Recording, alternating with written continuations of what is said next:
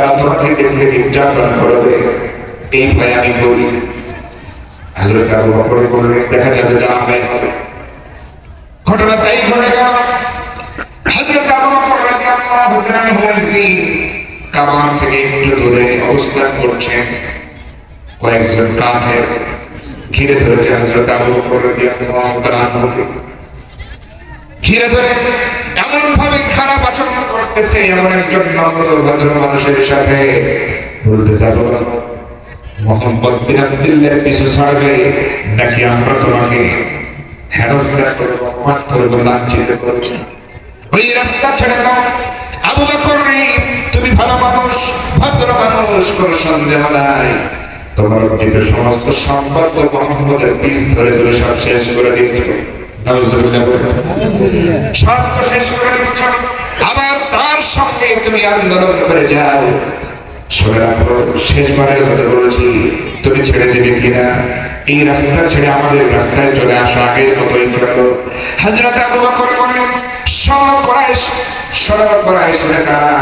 কুরাইশের লোকেরা, একটা কথা ভালো করে জেনে রাখো, আমি আবু বকর যে ঈমানের কালেমার ঘোষণা দিয়েছি, ঈমান গ্রহণ করে নিয়েছি, যে ন্যায়ের সন্ধান পেয়েছি, যে জান্নাতের রাস্তা পেয়েছি, পৃথিবীর কোনো কিছুর বিনিময়ে আমি আবু বকরকে ওই রাস্তা থেকে সরানো সম্ভব হবে না। এই কথা যখনই বলেছি, তাদের মধ্যে থেকে একজন এমন ভাবে খুশি মেরেছে হযরত আবু বকর রাদিয়াল্লাহু তাআলা আনহুর চেহারা বরাবর, তিনি তো চমকে গেছেন। খুশি লাগার সাথে সাথে রক্ত বের হওয়া শুরু হয়ে গেল, কেটে গেল, গাল কেটে গেল, ফুলে গেল, রক্ত একেবারে জখম হয়ে গেল। হযরত আবু বকর বুঝে উঠতে পারে নাই, যে কোনো ভাবে যে যেদিক থেকে পারে খুশি মারা শুরু করে দিয়েছে, কিল দেওয়া শুরু করেছে। ইতিমধ্যেই কোথা থেকে যেন ওয়ালিদ ইবনে মুগীরা ওই জায়গায় উপস্থিত হয়ে যায়। এই ওয়ালিদ ইবনে মুগীরা কোরআনের তাফসীর পড়ে দেখেছি, এই ছিল একজন জারজ সন্তান। ওয়ালিদ ইবনে মুগীরা ওই জায়গায় যখন উপস্থিত হয়ে যায়, হযরত আবু বকর রাদিয়াল্লাহু তাআলা আনহুকে তার একটা পাগড়ি দিয়া হযরত আবু বকরের গলা পেঁচায় ধরে এমন ভাবে টাইট দেয়, শ্বাস বন্ধ করে মেরে ফেলে দেওয়ার মতো, মেরে ফেলে দেওয়ার মতো এমন আচরণ করে ওয়ালিদ ইবনে মুগীরা। হযরত আবু বকর রাদিয়াল্লাহু তাআলা গলা আটকে যায়, নিঃশ্বাস বন্ধ হয়ে যায়। তিনি কয়েকবার কাশি দিয়ে উঠলেন, দম বন্ধ হয়ে যাচ্ছে, বুঝায় দিলেন। এবার ওয়ালিদ ইবনে মুগীরা ঠিক ওই সময় এমন ভাবে টেনে ধরেছে, তবুও ছেড়ে দেয় না।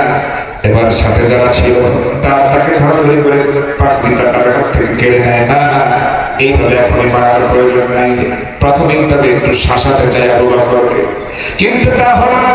আরেকজন উগ্র মেজাজি কুরাইশের দল কোথা থেকে যেন হযরত আবু বকর রাদিয়াল্লাহু তাআলা আনহুর বুকে লাথি মেরে জমিনের উপর শোয়ায়া দেয়।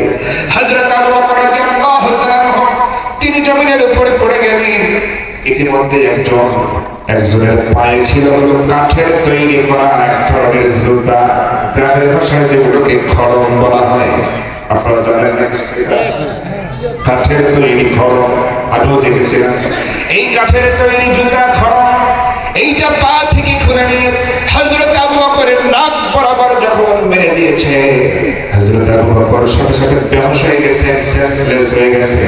নাকের এই মাংসই হাড্ডিটা কিন্তু অনেক নরম, একেবারে লাগামাত্রই জ্ঞান হারিয়ে ফেলেছে, রক্ত দরদর করে পড়তেছে। কাফের বেঈমান সেখান থেকে চলে গেছে, মনে করেছে হয় বাসুক না হয় রোজা হয় হবে। আবু বকরের চিন্তা করে আমাদের লাভ নাই, এই মনে করে তারা সেখান থেকে চলে যায়। হঠাৎ করে হযরত আবু বকর রাদিয়াল্লাহু তাআলা আনহুকে অনেকেই তো চেনেন, দৌড়ে চলে আসলেন। আরে এটা আবু বকর ইবনে কুহাফা, কুহাফার